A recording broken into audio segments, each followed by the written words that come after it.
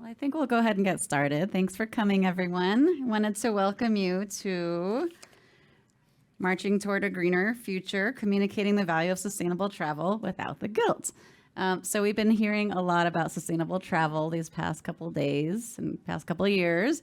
And this session will focus on tips and strategies for marketing those values to your consumers and the broader audience. So I'm so excited to welcome our esteemed panelists, Lindsay Morse, Udara Abe-Sakura, and Sam Johnson, and they'll be introducing themselves in a moment. This will be a free-flowing conversation between the panelists, moderated by Lindsay, and we'd ask that you hold your questions till the end, because we'll be leaving about 15 minutes for Q&A. So thank you and enjoy. Thank you. Hello.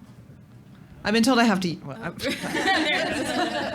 I've been told I need to use this. I have a kind of a resonant voice in general, but I'll use it because I think we have some guests online. So, does this sound work for everybody?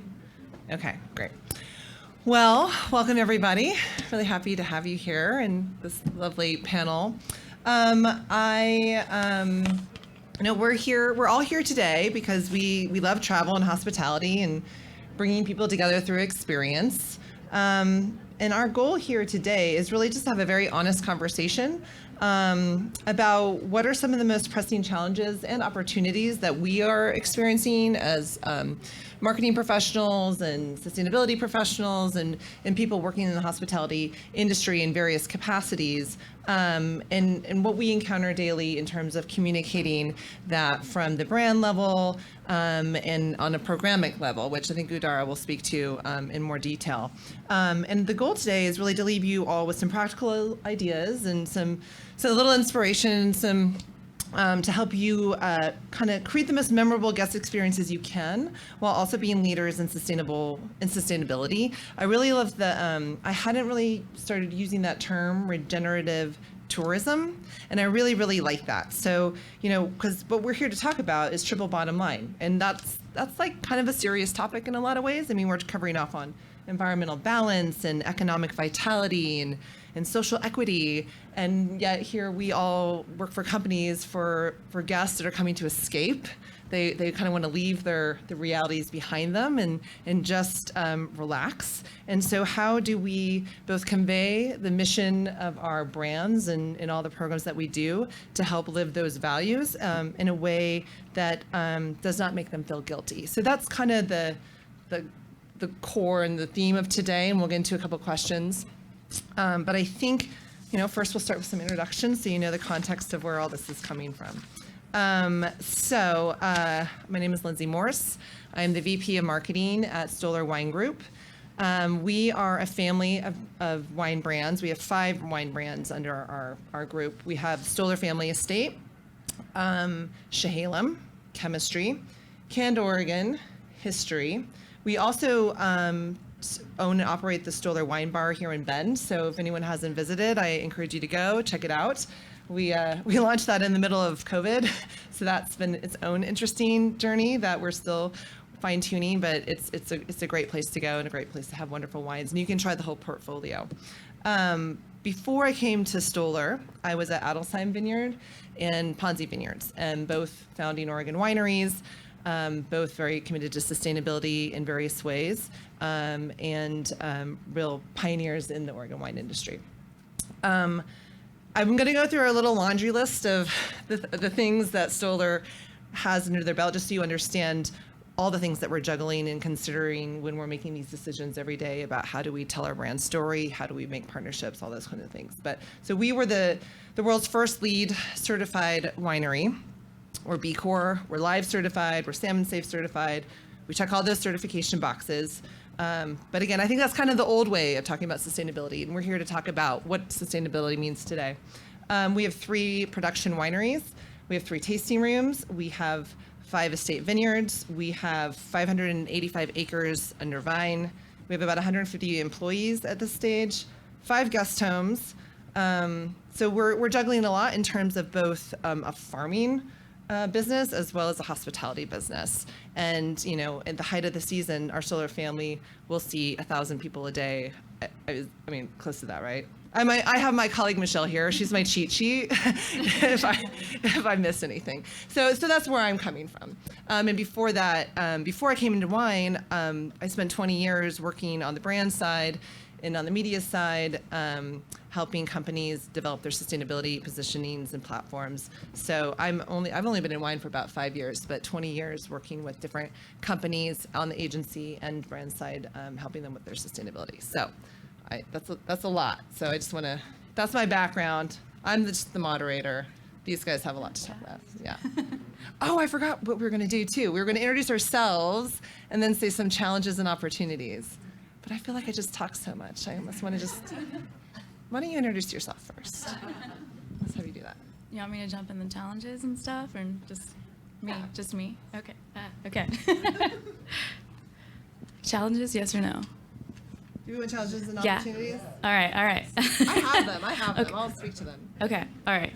Hi. I'm so grateful to be here with you all. My name's Adara Baysaker. I use she, her pronouns. I'm the program manager for the Rethink Waste project at the Environmental Center. The Environmental Center is a hub for education, engagement, outreach, and action around sustainability. We aim to embed sustainability into the daily lives of Central Oregonians, and we're not the only people doing that here. In fact, Indigenous communities in particular have been doing this work for thousands of years, and we have a lot to learn from them. And we're looking to add to that in a good way. And so my background, I've worked in climate adaptation and environmental justice work, focusing on pairing scientific research with lived experiences and knowledge of community members. And that means not just engaging with communities, but centering the perspectives of people who've often, historically and contemporarily, are excluded from sustainability conversations and climate decision making. And largely that includes youth, students, small local farmers, low income, Black, Indigenous, and people of color. And due to long histories of racist policies and systems, like redlining, are disproportionately impacted by climate and sustainability crises, right? And despite contributing very little to them. So that's the lens that I bring to the work and the way I approach my work at Rethink Waste, and really centering all these perspectives. And so at Rethink Waste, I educate, engage, and collaborate with community members, businesses, policymakers in Central Oregon around waste reduction and waste management. And I want to be really clear that, when you've heard reduce, reuse, recycle, probably since you were a kindergartner or earlier, we talk about those three things in that order because that is the order in which we have the most impact, right? Reduce first and recycle as a last resort. So we're going to get to that, but I'll talk a little bit about some of the challenges. So there are many challenges in the sustainability world, and I'm going to talk about a couple that I think apply specifically in this tourism visitor realm. So I love that we get to share the rivers, the mountains, lakes, breweries with over 4.3 million visitors in Deschutes County. Somebody here probably has a fancy chart with where everybody comes from and all that. But the challenge is all those 4.3 million visitors are bringing different waste practices with them from wherever they're coming from, right?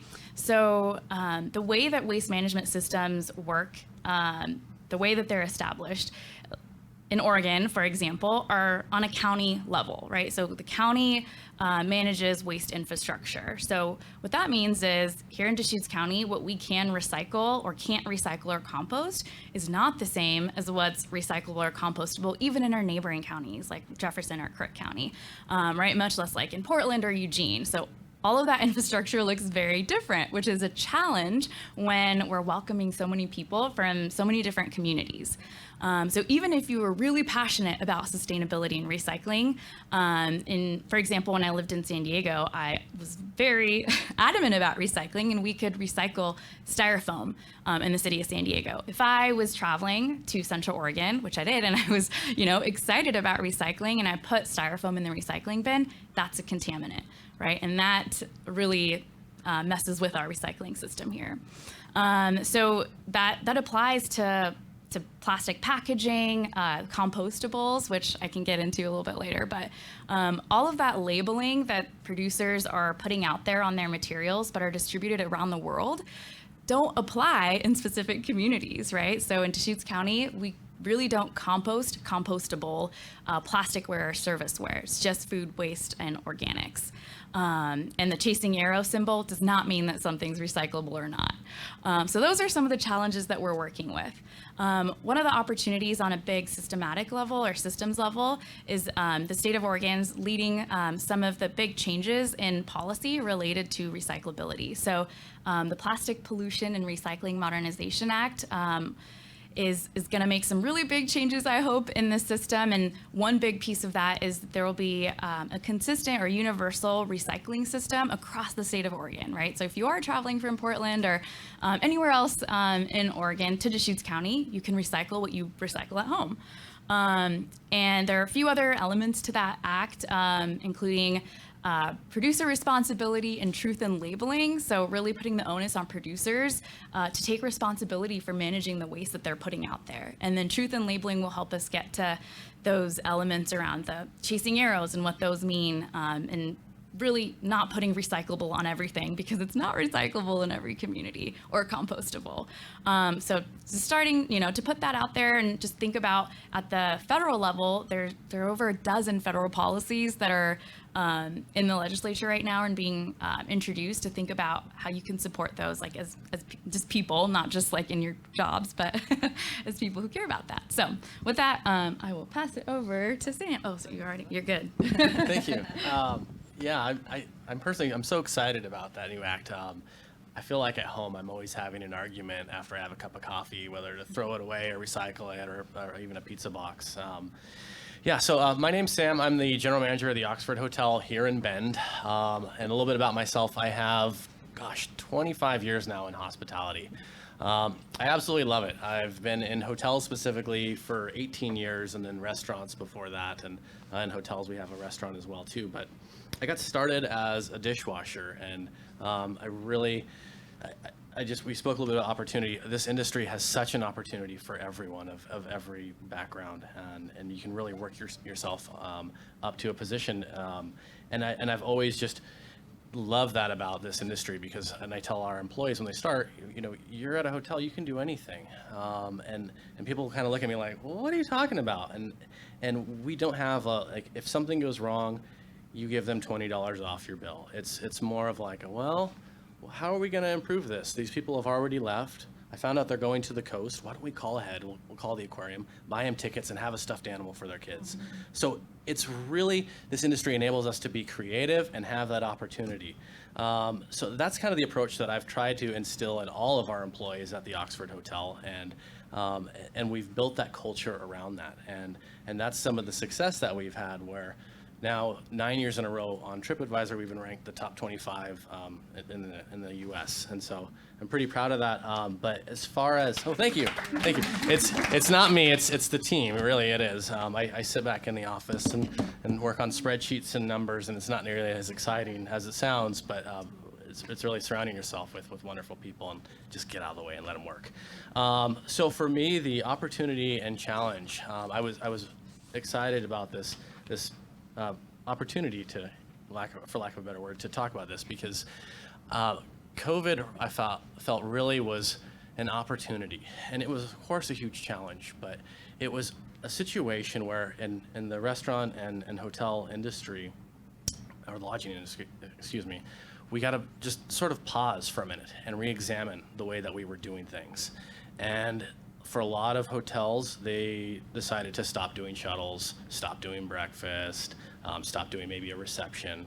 And I felt like this was such a situation that we could look at it and re-examine the way that we did things and how we wanted to represent them to the world. And from this conversation today, what I hope that everyone takes away is to go back and re-examine the way that you've been doing things. And is there an opportunity to sort of reposition it and how you'd like to do it and how we should do it? and also how you can do it, because I think that's important. Lindsay mentioned earlier about LEED certification. Our building opened in 2009. We're not LEED certified. I would love it if we were.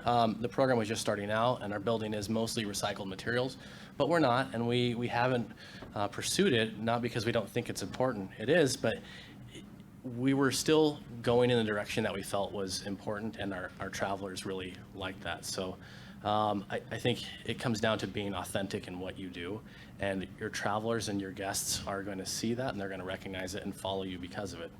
So back on the opportunity and challenge, the challenge when COVID came out, wow, single-use materials came roaring back.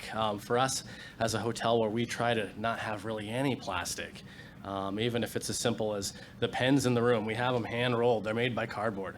And yeah, they kind of fall apart after 2 uses, but you know what? We put them back together for the next guest.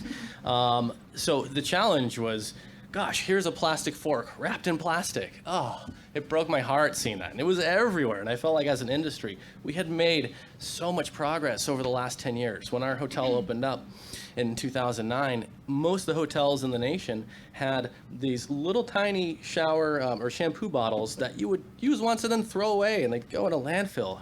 And so we had these bulk containers. And I talked to a GM in Portland who had said, "You guys are crazy. People are going to steal them." I was like, well, if they need soap, I'll give them to them. I mean, you know, that's fine. So again, that challenge of seeing everything in plastic broke my heart. And I started thinking, well, how can we take this a step further? Where's the opportunity? What can we do this? And so I'd like to talk a little bit more about that today as we get going on these. But really for all of you, are there those things that you've just said, ooh, I can do this better. How can we do this? And I hope that this conversation gets you thinking about that. And I don't want to provide a laundry list of this is exactly what you need to do. You need to eliminate housekeeping on this day and that, because it might not work for you, and you have to be authentic to what you do. Otherwise, it's going to come off as disingenuous from your guests and your customers.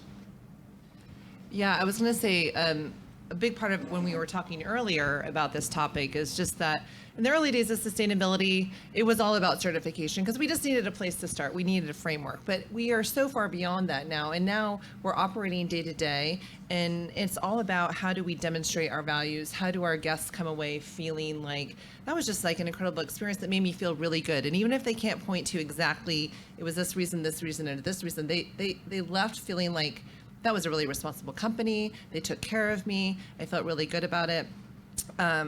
You know, it kind of, and I want to come back to some of your ideas, but coming back to what my challenges and opportunities are, I think in my business and actually all the businesses I've worked in and in the wine industry as well, I think the most important thing is being able to answer the why. So why is it that we do what we do?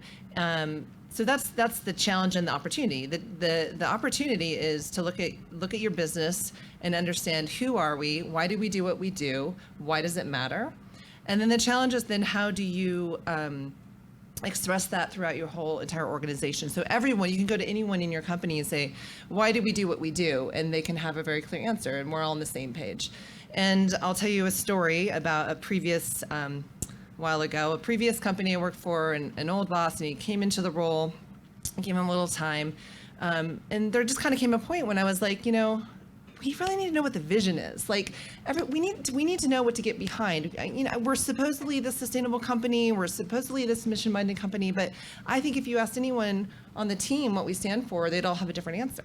And he was like, well, Lindsay, you know, the vision is to be profitable. And I was like, I can't work here. Like that doesn't, I can't do that, you know, because that is a result. It's very important.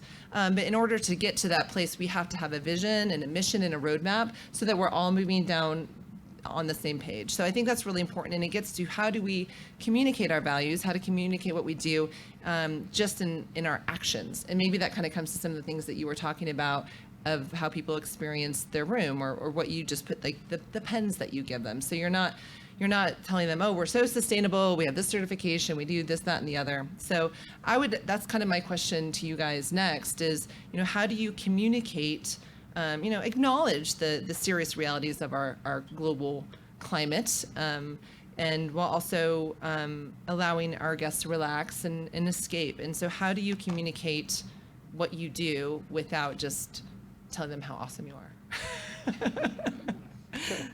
I can jump in. I touched on it a little bit earlier, but I think what can't be lost in that is making sure that you remain authentic to what it is that you do well. And you know what makes your customer, your guest happy.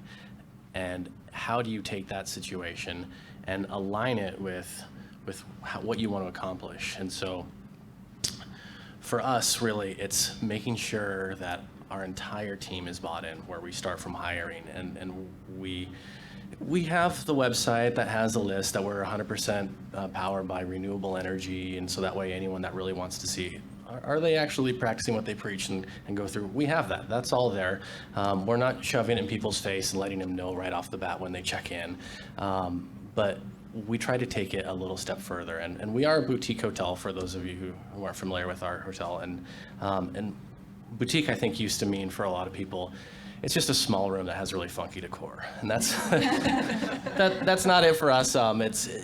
It's we want people to feel like they understand Bend, even if they never leave their room and they come in at 10 p.m. at night and they leave at 7 in the morning. And the way we do that is by partnering with local companies, so that way people kind of get a taste of it, and they feel like it. And it's also these companies that we are strategic in choosing that also align with our values. So I mentioned earlier about eliminating the miniature bottles of shampoo.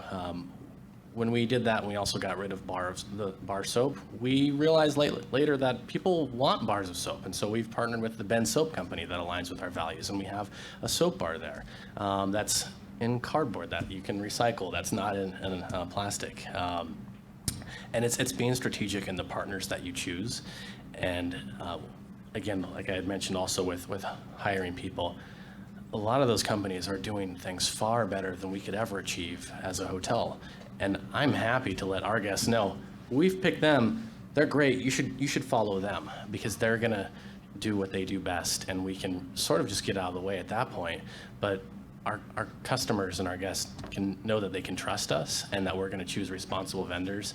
And that's part of the reason why they come back year after year, because they don't have that guilt of staying there. They know that we've already done the work for them, and we've chosen partners that align with their values as well. And also we're open to always feedback and comments, so that way if they say, hey, we think what you're doing is wrong, we're like, oh yeah, you're right, let's look at that, let's fix it, rather than being defensive and this is how we've always done it, and profitability, that's the only thing that matters. So yeah, that's definitely part of it. People can feel that when it feels like it's only being run for profitability. Do you want to talk about your tourism project? Yeah, Have a good leeway in that. So the work that we do at Rethink Waste in education, engagement, outreach, a lot of mainstream sustainability has focused on that individual behavior change piece, right?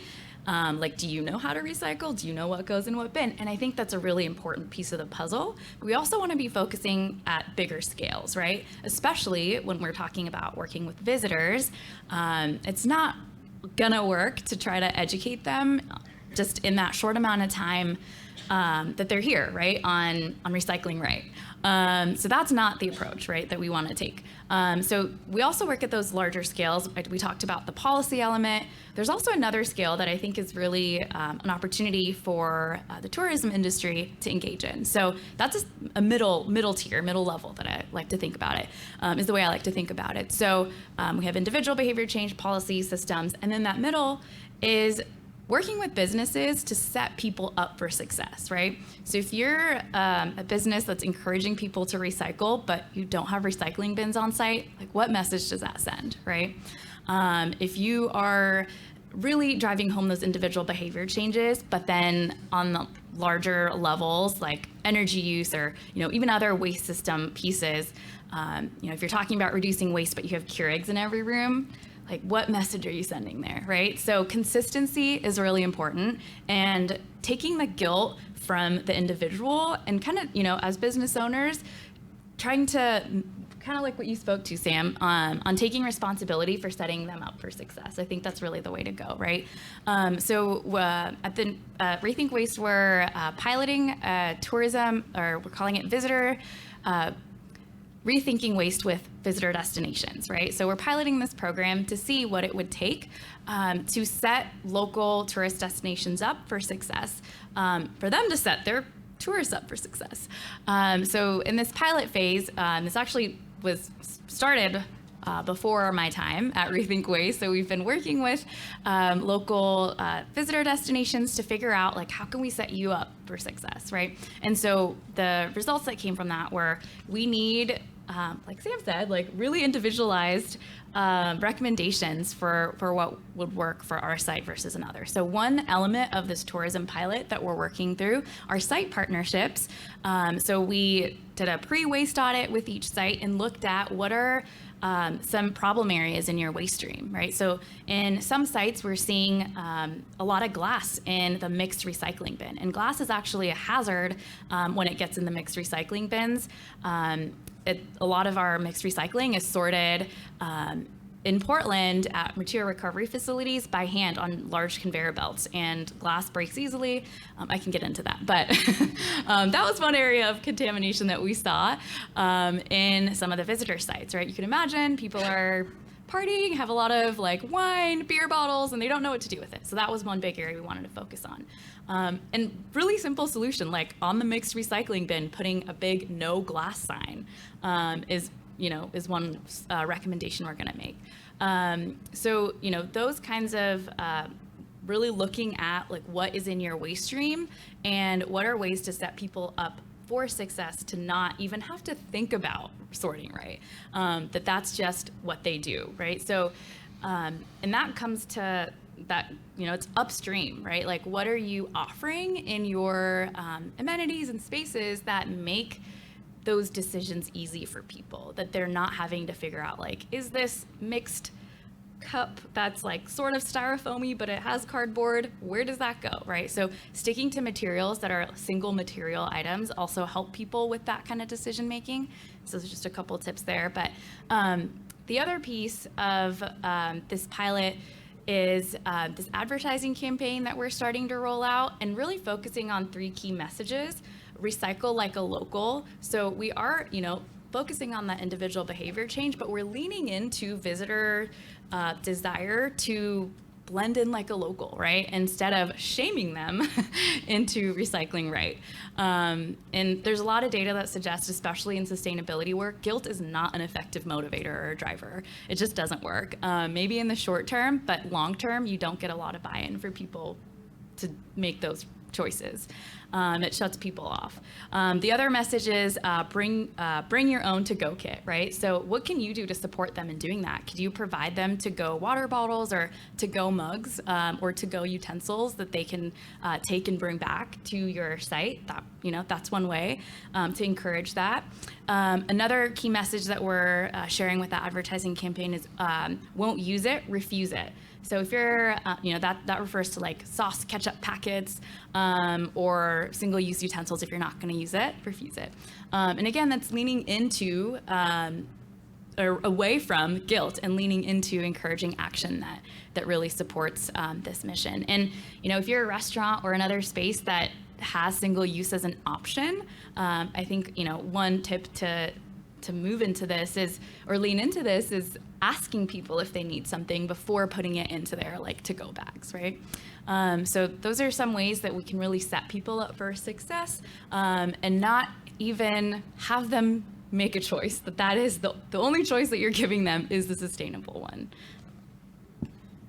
Awesome. Yeah, I was going to say, in terms of helping people make decisions without guilt, I'm a brand marketer. I tell stories. That's what I do. And before I came into wine, I worked in the outdoor apparel world. I worked for a company called Now Apparel, and then for some small boutique fashion lines. And I had this theory. I was like, if I got a compliment on something I was wearing, I wanted to be able to tell a story about it.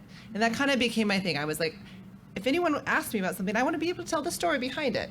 And that's another kind of way, even in our winery, and when I think about merchandising and what we put on our shelves is, what is the story of that mug? I mean, and this gets into a conversation too. What is the cost conundrum? Sometimes sustainability can cost a little bit more money. Where is that give and take?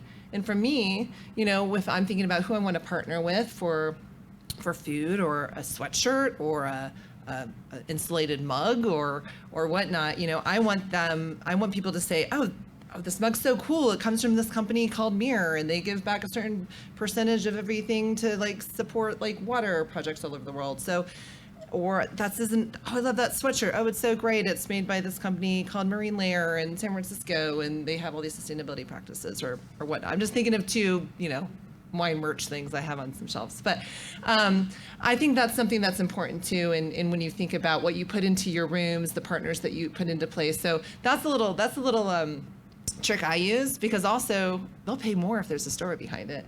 And then they'll feel really good about it, and then they'll go off and tell their friends about it. And it also helps support, the destination that they were visiting. So for me, that's a piece that I, like to bring into everything that I do. I think storytelling is really important.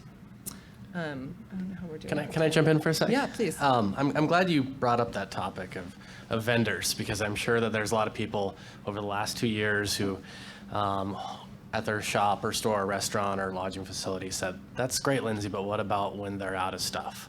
And we've all been in that, where you go online and there's Amazon and it can get it to you in 2, 3, 4 days, and it's, gosh, who knows where it comes from. And there goes your carbon footprint for a 79-cent piece or whatever, and it is cheaper by 50 cents than the local person that doesn't have it in stock. And gosh, that was so hard the last 2 years, and it's still hard because Amazon has a lot of stuff. And I'm not here to say anti-Amazon. I think there's a place for all businesses. But I will say, as far as deciding what kind of company you want to be, it's really important for us to not forget that choose local, shop local. Going through this pandemic, which we're still in, even though most of us aren't wearing masks, there's still supply line issues. There's going to be supply line issues for the next 12 plus months. I've already been dealing with that for our housekeeping and for our restaurant. It seems like every other day something doesn't come in.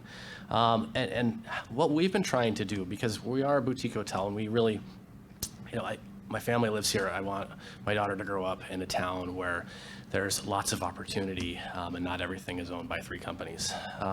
So for us, we're talking to our partners ahead of time, and we're telling them this is what we're going to need. How far of a lead do you need on that?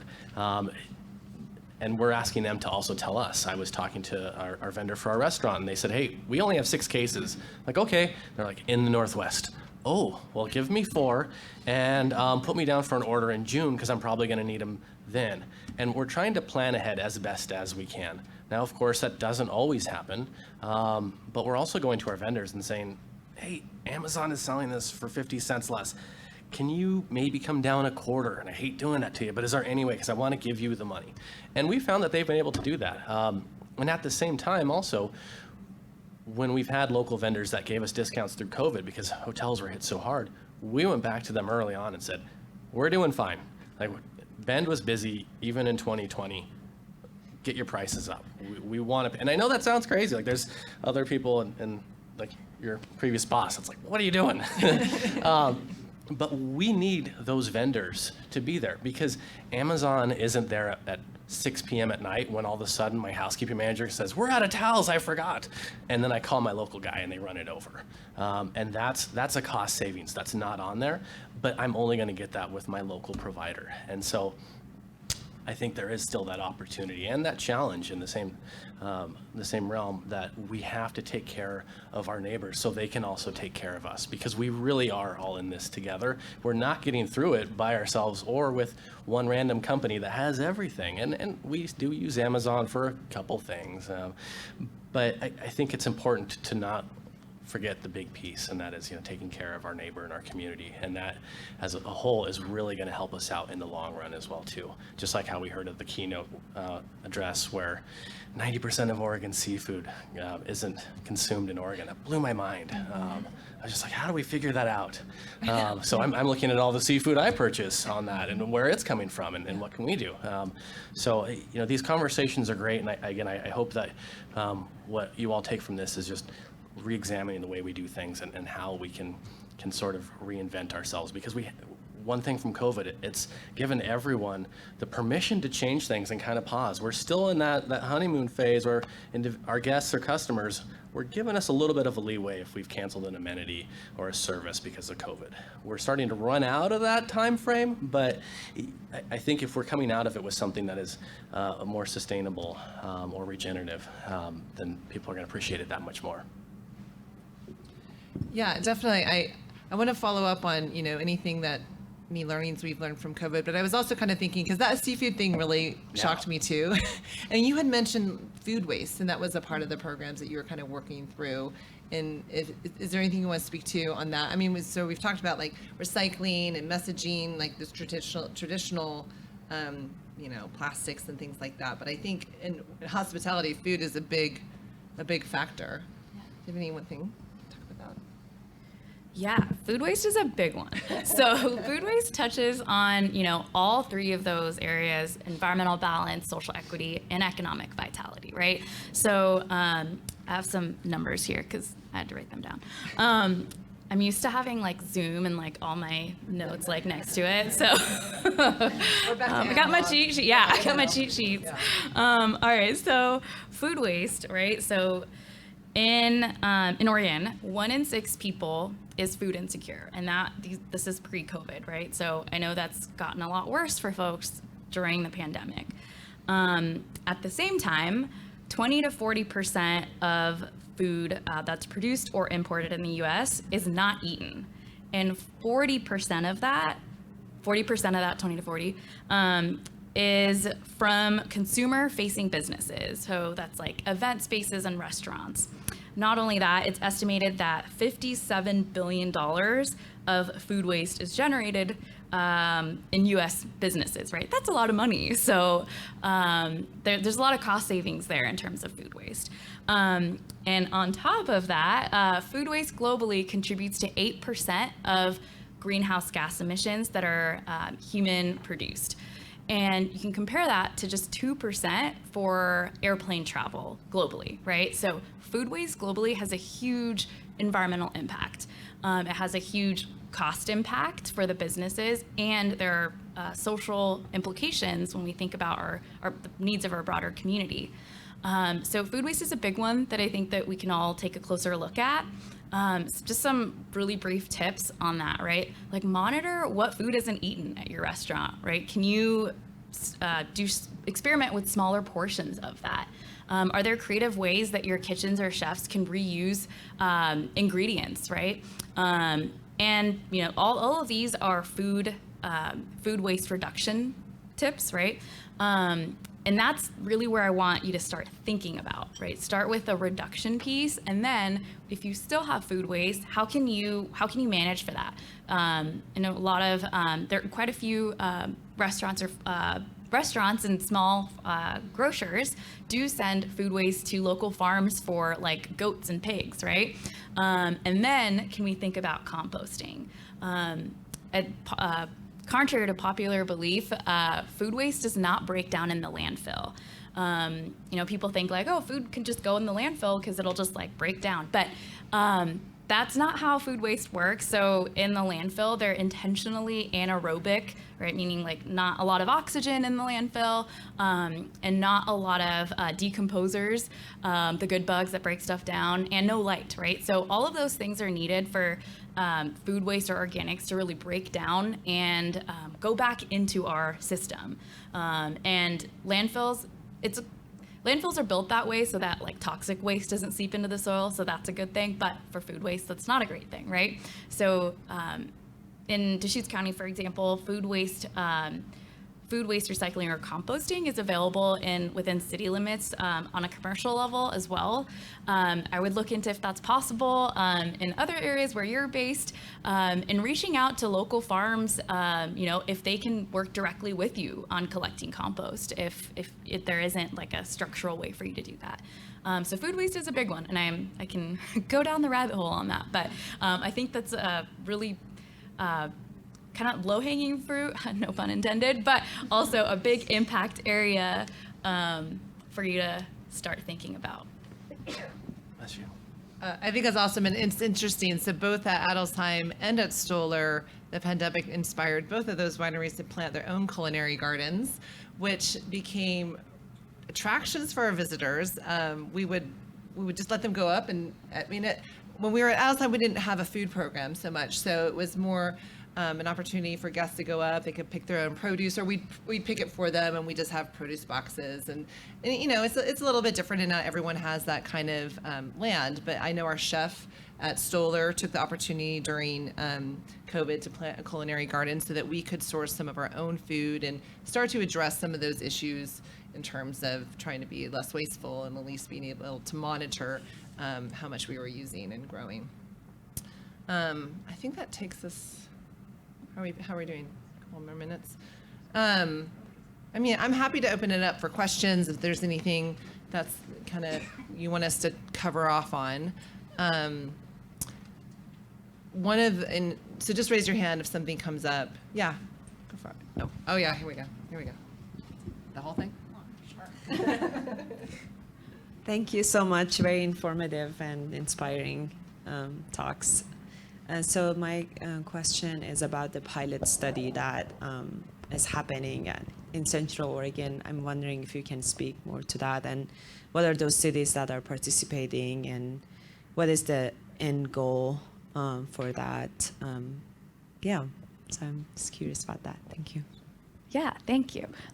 So the pilot project, our big picture goal is to come up with some guidelines that we can share throughout the county for visitor destinations, right? So we're working with some lodging sites, some other informational spaces, and really looking at what their waste stream looks like and what our easy, I use the word easy lightly, but what are direct ways to make changes to what we're seeing in the waste stream, right? And that's the big goal, and making guidelines that are easy for folks to just look at and say oh, we can do this, right? A big part of what's making this project work is we are working together with Deschutes County Solid Waste and Visit Central Oregon. And our partnership with Visit Central Oregon on this has allowed us to provide more robust technical assistance to each site to implement those recommendations. So if you're not in Deschutes County, but you're looking for this kind of information, the reason that it's so county specific is because, like I mentioned earlier, waste systems are county specific, at least for now, right? When the RMA, Recycling Modernization Act, rolls out, hopefully there will be some more consistency, and we're happy to share these resources out across the state. But reach out to organizations, the sustainability related organizations in your community. I think of myself as a connector, in all the roles I've had, finding out what are your needs, and then talking to other people, what resources do they have, and really bringing people together to be able to move the needle on sustainability work. And so I think partnerships like that with local nonprofits or other sustainability areas will be really helpful. One reason I say that too is a lot of what I've heard when we talk with local restaurants or other groups is, oh, sorry, we can't accept reusables because the health department doesn't allow that. So I talked to the health department, and we're coming up with this myth-busting guideline on what exactly is reusable or not. And what I'm learning from the health department is that's not actually the case. Reusables are welcome, and there's a lot of technical jargon around that, beverage containers, can be BYO, right? People can bring their own beverage containers. But when it comes to plates or lunch boxes, they cannot be BYO unless the vendor is providing that reusable material, right? So I can't go to a food truck and be here's my lunchbox, can you fill it? But if the food cart has reusables available, I can return it back to the food cart, and they can run through the health department 3-step system for proper sanitization, and then they can reuse that for future customers, right? So things like that. So talk to your local nonprofits, other organizations working on sustainability, because I don't expect every business to have a sustainability person on staff, but I do think the future that we're headed in, it needs to be part of everybody's job description, right? Thinking sustainably, that's the direction we're going. thank you for the question.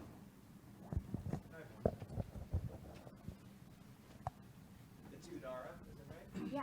This is for you. It's kind of I don't need this, do I? Yeah, you do. Okay. It's kind of a selfish question. I guess I'll stand up then. Because my property's out near Prineville in Crook County. Yeah. What's up with trying to recycle out there? Respectfully, of course. Yeah, that's a great question. So where do I start? So Prineville just, not just, but recently passed the threshold for like population-wise for some DEQ requirements around engagement and resources around recycling and composting. And so they are required now to provide some more of those resources. So we are in conversation in partnership with the haulers that service Crook County and Prineville, as well as local officials to think about, like, is the kind of resources that we provide in Deschutes County, like, will they be helpful in Crook and Prineville?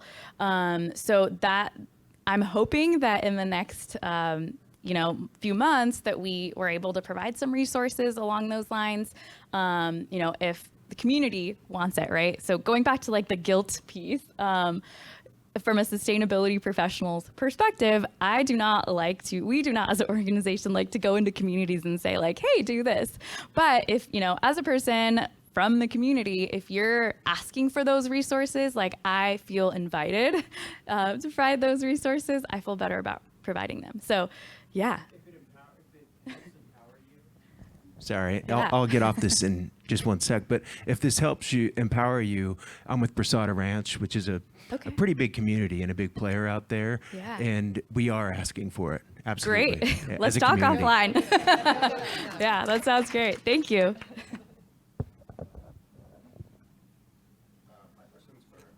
My question's for Sam. You'd mentioned amenities going away and then them coming back, and I'm wondering if stayover service is one of those, and if you're doing it right now, if you plan to bring it back, and if you plan to modify it in any way. Yeah, great question. And I was just at a conference last week, and this was hotly debated internally at the company. And for our suites, where we have 15 of our hotels, we're actually providing stayover service on the third day for people who are there for 3 nights or more, or sorry, for 4 nights, excuse me. For our hotel, we pivoted, not to use the pivot word again that we've heard all weekend, we went pretty early into how are we going to do this? We know that a lot of our guests really do want service, and so we went to 3 types. We offered our guests at check-in the option of having no service, light service, or full service. And light service, really, we were just going in there and getting trash. And if there was some dirty dishes, we were pulling those out. And then no service, of course, we would just leave them alone. The challenge for hotels, especially since the Las Vegas shooting, we need to be in those rooms and make sure that everything is safe and also keep our employees safe. And so we're letting people know we're needing to come in, and we still give them the option of light service and no service. But it's been tough, and just being straightforward. So what I'd like to see from the industry is continuing to recognize the needs of our guests while providing options. And how do we minimize that? Our industry for years now has had those cards on the bed that say, if you put your sheets down here or your towels, we'll clean them, and if not, we won't, or something like that. And I think that was a good start. We're looking now at further trying to inspire people to not do stayover service. Again, it's that guilt while recognizing that people still want it. So can I, as a hotelier, give people $10 to use at our restaurant, which saves me more than $10 because I don't have the labor of cleaning the room. And now I'm rewarding people for choosing to be aligning with my ethos and saving the chemicals from cleaning, saving me on the use of my terry from breaking down on all our towels, and also saving the labor. So it's looking at things like that, and again, being authentic to what you do. I wish I could tell you that 100% of my guests, we don't need service.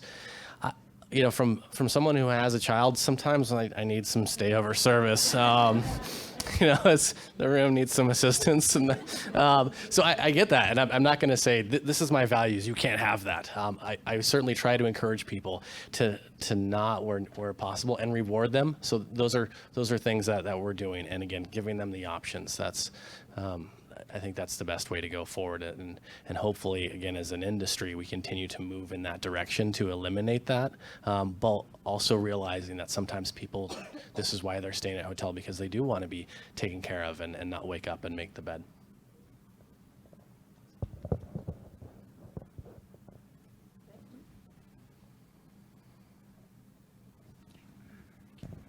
So I'm sort of curious how this scales up to the destination level. So whether it's hotels or wineries, working with the community, both in terms of internal destination collaboration, but also in terms of messaging.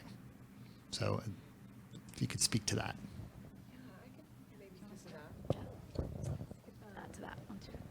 Yeah, so we're part of the Willamette Valley Wineries Association, which is the marketing association that helps market the valley. And all of us members, we collaborate together to try to figure out how do we present our region to people that we want to encourage to come. We want to invite them to all the luxuries that, say, the wine industry has to offer, but we also want to bring them into Brand Oregon and Brand Oregon wine, which for us, sustainability is a part of that in everything that we do. And so I'm on the marketing committee for that. My colleague Michelle is on the board for the WVWA. And then we have, sub-ABA associations beyond that. So maybe it's not my deepest area of expertise, but that's how we are trying, at that level, we are trying to all agree and then be able to give the information, the talking points, create events that the various wineries can join so that we can all come together and we're speaking the same language and we're showing solidarity in who we are as a brand. And at least I can speak for Brand Oregon and the wine industry, sustainability, mission-driven, reverence for the land, for the people that came before is very much a part of it. Also, equity is becoming even more and more a conversation that we're having in the wine industry. I personally was a part of the founding of an organization called the One Barrel Challenge, which is how do we try to make the wine industry a more a place that everyone feels that they're included, no matter of your color or background or socioeconomic, position. And so we launched that in 2020. We're taking a year off because climate change is real and a lot of us lost our Pinot Noir crop. And that's a whole nother conversation. But again, that's another thing that we work as an industry. How do we come together to put together talking points? We worked with our internal PR people to, how do we talk about this? It's not this catastrophe. This is something that we just have to work through as a community. So I would say, we do try to come together, we align on the brand, we come together with events, and we come together with talking points and crises communications as needed. Yeah.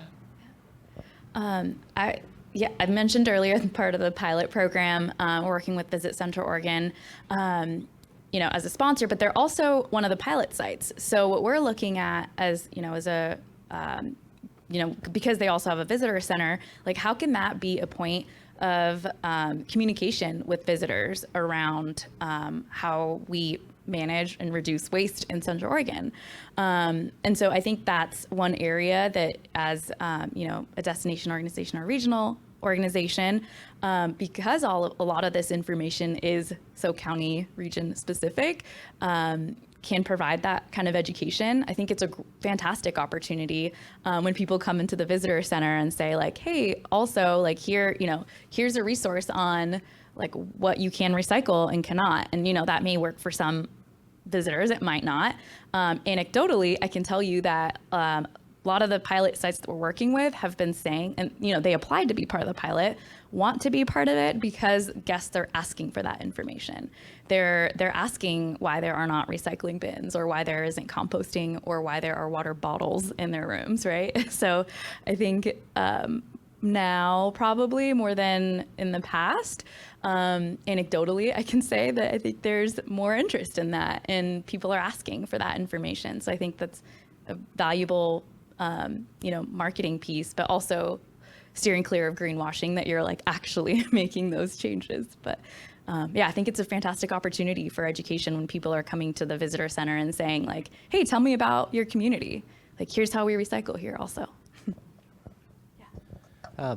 Just to circle back to the stayover service, sorry, one thing, and I realize not every lodging facility may not have a restaurant, but I can see your hat. You're from Campfire Hotel, and I'm a big fan of how your merchandise always is. You have some really cool mugs and hats and all these things, and to me, like, gosh, you don't want to do stayover service? Great, we'll give you $5 off towards our gift shop and merchandise, and you're then all of a sudden now getting more revenue from people buying your merchandise, which is increasing your brand awareness. And those are the opportunities that COVID is providing, and how we can continue to look at that and have it aligned. Because then not only you've got free marketing, but people feel good about helping reduce that waste. So that's a great thing. And one quick anecdote that we did early on too, and I talked on single-use containers on the challenge.